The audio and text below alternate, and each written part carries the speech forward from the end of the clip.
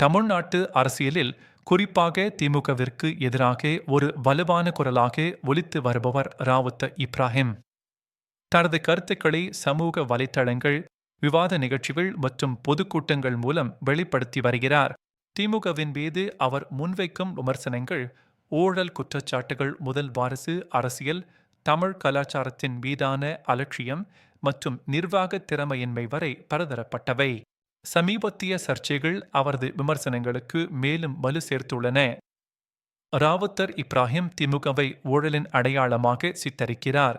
குறிப்பாக 2G spectrum ஒதுக்கீடு, ஊழல் மற்றும் மணல் கொள்ளை போன்ற பெரிய அளவிலான ஊழல் வழக்குகளை அவர் அடிக்கடி குறிப்பிடுகிறார். இந்த ஊழல்கள் மாநிலத்தின் வளர்ச்சிக்கு பெரும் தடையாக இருப்பதாகவும் பொதுமக்களின் பணத்தை வீணடிப்பதாகவும் அவர் குற்றம் சாட்டுகிறார். திமுகவின் இரத்தத்திலேயே ஊழல் கலந்திருப்பதாகவும் கடந்த 4.5 ஆண்டுகளில் அவர்களின் செயலற்ற தன்மையும் முறைகேடுகளும் மக்களை அதிருப்தியடைய செய்துள்ளதாகவும் அவர் கூறுகிறார். திமுகவின் மீது ராவுத்தர் இப்ராஹிம் முன்வைக்கும் மற்றொரு முக்கிய குற்றச்சாட்டு குடும்ப ஆட்சி மற்றும் வாரிசு அரசியல். கருணாநிதி குடும்பத்தின் ஆதிக்கம் மற்றும் மு.க.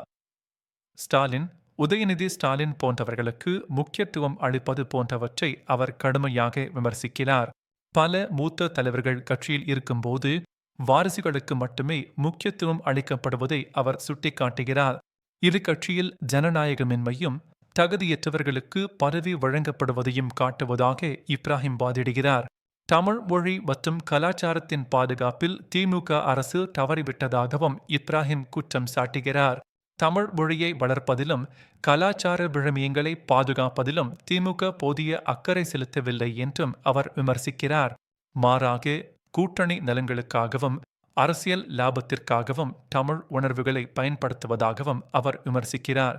திமுக ஆட்சியில் சட்டம் ஒழுங்கு சீர்குலைந்துள்ளதாகவும் பொருளாதார வளர்ச்சி பாதிக்கப்பட்டுள்ளதாகவும் போதைப் பொருள் புழக்கம் அதிகரித்து வருவதாகவும் ராவுத்தர் இப்ராஹிம் தனது விமர்சனங்களில் தொடர்ந்து வலியுறுத்துகிறார். மாநிலத்தின் சட்டம் ஒழுங்கு நிலவரம் குறித்து கவலைகளை எழுப்பி குற்றச்சம்பவங்கள் அதிகரித்திருப்பதையும் காவல்துறையின் செயல்திறன் குறைந்திருப்பதையும் அவர் சுட்டிக்காட்டுகிறார். மாநிலத்தின் பொருளாதாரம் மந்த நிலையில் இருப்பதாகவும் புதிய முதலீடுகளை ஈர்ப்பதில் அரசு தவறிவிட்டதாகவும் அவர் வாதிடுகிறார். மேலும் தமிழ்நாட்டில் போதைப் பொருள் பயன்பாடு அதிகரித்து வருவது இளைஞர்களின் எதிர்காலத்தை பாதிப்பதாகவும் இவை தடுக்க அரசு தீவிர நடவடிக்கை எடுக்க தவறிவிட்டதாகவும் இப்ராஹிம் குற்றம் சாட்டுகிறார்.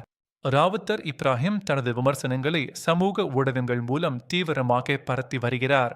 தனது யூடியூப் சேனல் மற்றும் பிற சமூக வலைத்தளங்களில் திமுகவை விமர்சித்து காணொளிகளை வெளியிட்டு வருகிறார்.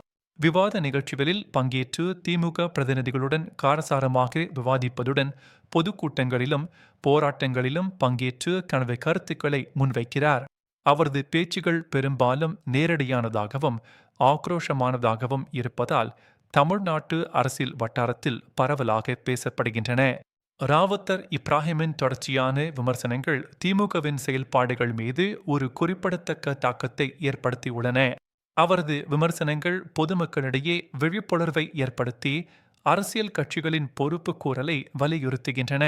திமுக அரசு இப்ராஹிமின் விமர்சனங்களுக்கு எவ்வாறு பதிலளிக்கிறது மற்றும் இந்த விமர்சனங்கள் எதிர்வரும் தேர்தல்களில் என்ன தாக்கத்தை ஏற்படுத்தும் என்பதை பொறுத்திருந்துதான் பார்க்க வேண்டும்.